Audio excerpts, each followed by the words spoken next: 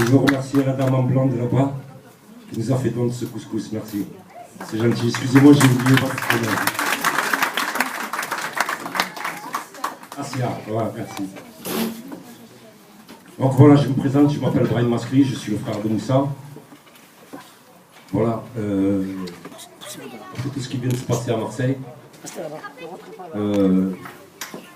J'ai voulu vite agir, il y en a beaucoup qui nous ont dit avec l'association contre la diversité, vous avez fait des choses un peu vite. Mais bon, quand ça tue dehors, ça fait aussi vite. Et c'est encore plus rapide. Donc j'ai voulu, avec la diversité, voir beaucoup de monde. Parce que j'ai beaucoup de questions et on a beaucoup de questions à vous poser.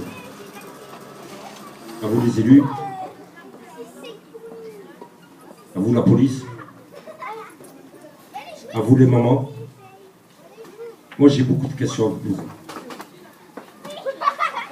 Il y a certains jeunes qui devaient être là et qui n'ont pas pu se présenter parce que bon, moi qui les connais et qui ne peuvent pas être ici. Voilà. Tout d'abord,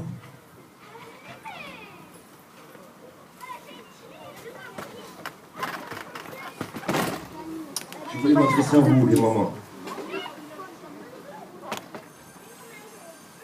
Les cités dans lesquelles vous habitez, c'est que nos enfants sont en train de se faire tuer. Je voulais vous demander, madame, mesdames, quelles sont les choses que vous vous mettez de vos côtés pour changer le quotidien de votre vie? Est-ce que vous vous réunissez encore dehors? Est-ce qu'il est possible d'arrêter de vous réunir dans un fond, dans un centre social, dans une pièce, où c'est que personne ne vous voit? Est-ce que vous ressortez dehors dans vos cités, dans le cœur de vos cités, pour que vos enfants vous voient? Vous n'avez pas le choix? Moi, je crois que vous avez les possibilités, il suffit de vous les donner. Je ne suis pas là en train de vous accuser, parce que moi, j'ai vécu autrefois le rassemblement des mamans. Et croyez-moi, quand un enfant voit sa maman dehors, il a moins de chances de faire de conneries. Et il a moins de chances, et il a plus de chances de prévenir aussi son copain de faire des conneries devant sa maman. S'il vous plaît, reprenez votre cité en main. Parce que c'est nos enfants qui meurent. Arrêtez de vous mettre dans un fond d'une pièce d'un centre social pour discuter. C'est bien. Mais vous ne voyez pas. Et vous ne les voyez pas aussi. Mais par contre, si vous vous réunissez au dehors, au cœur de vos cités, peut-être que leur comportement va changer. Merci. Merci.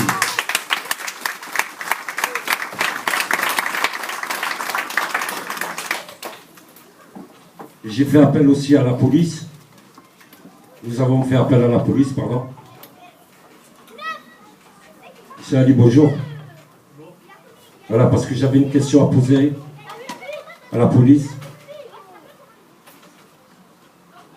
C'était qu'est-ce que vous faites réellement de votre côté pour que ces jeunes aillent vers votre corps de métier. Et pour que ces jeunes n'ont plus la haine de votre métier. Parce que ce n'est pas un métier facile. Je le sais très bien que la police, c'est pas facile. Mais comment peut-on faire, vous, de votre côté, pour que ces jeunes-là, vous voyez de notre regard? Est-ce que vous faites des portes ouvertes? Est-ce que vous venez organiser des matchs de football? Ne serait-ce que ce qu'on vient de faire, partager un couscous. C'est ce que j'aimerais avoir de chez vous. Faites pour attirer ces jeunes-là vers vous. Et pas vous, ici. Vous êtes obligés de venir ici. Mais comment vous faites, vous, pour attirer ces jeunes chez vous? Je suppose que vous avez beaucoup de solutions. J'ai alerté aussi des politiques et des élus. Et merci d'être là pour ceux qui sont là.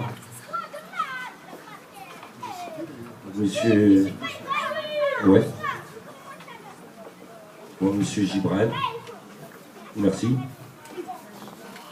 Madame Josette Furas. Madame Karima Rezoul, c'est ça? Monsieur Hakim Mimoun,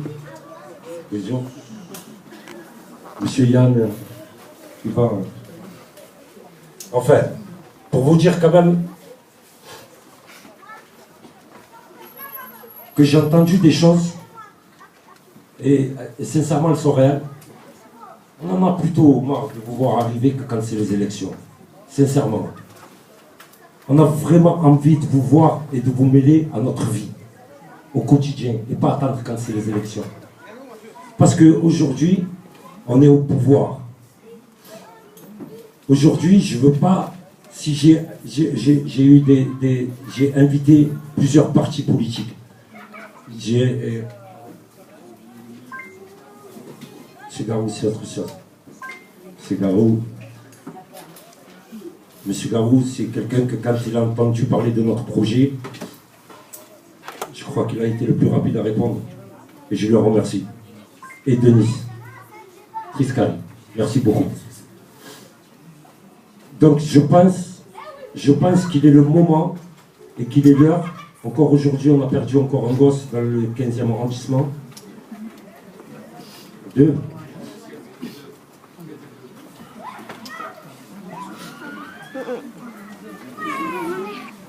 Donc aujourd'hui, sincèrement, arrivez avant les élections. Venez nous voir, on a besoin de vous et vous avez besoin de nous. Mais quand vous avez besoin de nous, c'est quand c'est les élections. Et nous, on en a un peu marre. On a réellement envie aujourd'hui que vous nous dites, on fait quoi? On fait comment? Parce que c'est beau aussi de venir et gaspiller une tonne d'argent en mettant des fourgons de CRS de partout encerclés des cités. Ça coûte de l'argent. Ça coûte beaucoup d'argent. Et je pense que la police a encore plus de travail que ça, que de rester à cloître derrière les quartiers et à contrôler qui rentre, qui sort et à fouiller. Non, non, non. On a envie de voir un peu autre chose de votre part. Voilà. Ah ouais, je laisse répondre. Oui, j'aimerais bien qu'il y en ait un qui me lève la main et qui me dit, moi j'ai quelque chose à te dire. Voilà. Monsieur Ali.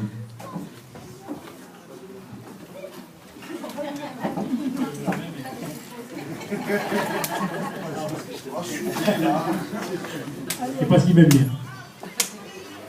Mesdames, Messieurs, bonjour. Je suis M. Sobira Ali.